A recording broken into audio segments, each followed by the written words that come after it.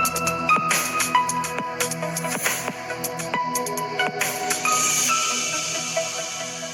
Friends, എല്ലാവർക്കും ഒരു പുതിയ വീഡിയോയിലേക്ക് സ്വാഗതം. കീം 2026 അപ്ലൈ ചെയ്തവർ, അത് രക്ഷകർത്താക്കളാണെങ്കിലും വിദ്യാർത്ഥികളാണെങ്കിലും ഈ വീഡിയോ മുഴുവനായിട്ട് കാണുക.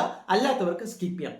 കാരണം 2026 കീമിൽ ഇനി അങ്ങോട്ട് നടക്കാൻ പോകുമ്പോൾ നിങ്ങൾ തീർച്ചയായിട്ടും വച്ചിരിക്കേണ്ട ചില ഡോക്യുമെന്റ്സ്, അതായത് അപ്ലൈ ചെയ്ത് കഴിഞ്ഞവരോടാണ് ഞാൻ പറയുന്നത്, വളരെ ഇമ്പോർട്ടന്റ് ആണ്. നമുക്ക് വിശദാംശങ്ങളിലേക്ക് കടക്കാം. നിങ്ങൾ ആദ്യമായിട്ടാണ് ഈ ചാനൽ കാണുന്നതെങ്കിൽ ഇപ്പോൾ തന്നെ സബ്സ്ക്രൈബ് ചെയ്യുക. നമ്മുടെ കീം 2026 വാട്സ്ആപ്പ് കമ്മ്യൂണിറ്റിയുടെ ലിങ്ക് ഞാൻ ഡിസ്ക്രിപ്ഷനിൽ കൊടുത്തിട്ടുണ്ട്. ഇനി അങ്ങോട്ടുള്ള എല്ലാവിധ അഡ്മിഷൻ സപ്പോർട്ടുകൾക്കും പരീക്ഷ ടിപ്സുകൾക്കും ട്രിക്സുകൾക്കും അലോട്ട്മെന്റ് ഉൾപ്പെടെ നിങ്ങളുടെ മുന്നിലേക്ക് ഞങ്ങൾ കൂട്ടായിട്ടുണ്ടാകും. സോ മടിക്കേണ്ട.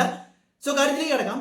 നിങ്ങൾ ഇപ്പോൾ ഒരു അക്ഷയ സെന്റർ വഴിയോ അല്ലെങ്കിൽ പേഴ്സണൽ കമ്പ്യൂട്ടർ വഴിയോ ഒക്കെയാണ് കീം 2026 www.ce.government.in വഴി അപ്ലൈ ചെയ്തിരിക്കുന്നത്. അപ്പോൾ നിങ്ങൾ അപ്ലൈ ചെയ്തിരിക്കുന്നത് എന്താണ്? ഒന്നുകിൽ എഞ്ചിനീയറിംഗിന്, അല്ലെങ്കിൽ ഫാർമസിക്ക്, അല്ലെങ്കിൽ രണ്ടിനും, അല്ലെങ്കിൽ മെഡിക്കൽ റിലേറ്റഡ് ആണ്. അപ്പോൾ ഇതിനൊക്കെ നിങ്ങൾക്ക് വ്യക്തമായിട്ടുള്ള ധാരണ ഉണ്ടാകും ഏതൊക്കെ പേപ്പറുകൾ എഴുതണമെന്ന്. അതായത് എഞ്ചിനീയറിംഗ് പഠിക്കുന്നവർക്ക് എന്ത് എഴുതേണ്ടി വരുന്നില്ല, ബയോളജി റിലേറ്റഡ് എഴുതേണ്ടി വരുന്നില്ല. അതുപോലെ തന്നെ ഫാർമസി റിലേറ്റഡ് ആയിട്ടുള്ളവർക്കാണെങ്കിൽ എക്സ്ട്രാ പേപ്പറുകൾ ഇല്ല. അപ്പോൾ ഇതെല്ലാം വ്യക്തമായിട്ടുള്ള ധാരണ വേണം. ഇനി മറ്റൊരു പ്രധാനപ്പെട്ട കാര്യം, നിങ്ങൾ ഇപ്പോൾ അപ്ലോഡ് ചെയ്തിരിക്കുന്ന ഡോക്യുമെന്റ്സിന്റെ പകർപ്പ് അല്ലെങ്കിൽ അതേ ഡേറ്റിലുള്ള കോപ്പികൾ തന്നെ നിങ്ങളുടെ കൈവശം തീർച്ചയായിട്ടും വച്ചിരിക്കണം എന്നുള്ളതാണ്.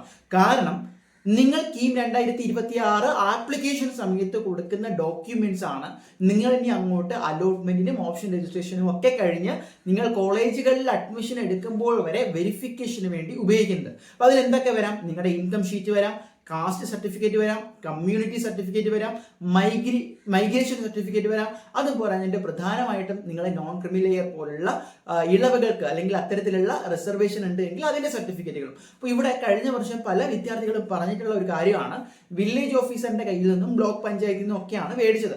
പക്ഷെ പിന്നീട് അത് മിസ്സാവുകയും അതിന്റെ ഡേറ്റിൽ ചില ക്ലാരിഫിക്കേഷൻ വന്നതുകൊണ്ട് തന്നെ കോളേജ് ലെവലിൽ അപ്രൂവലിന് കുറച്ചുകൂടി സമയം എടുത്തു എന്നുള്ളതാണ്.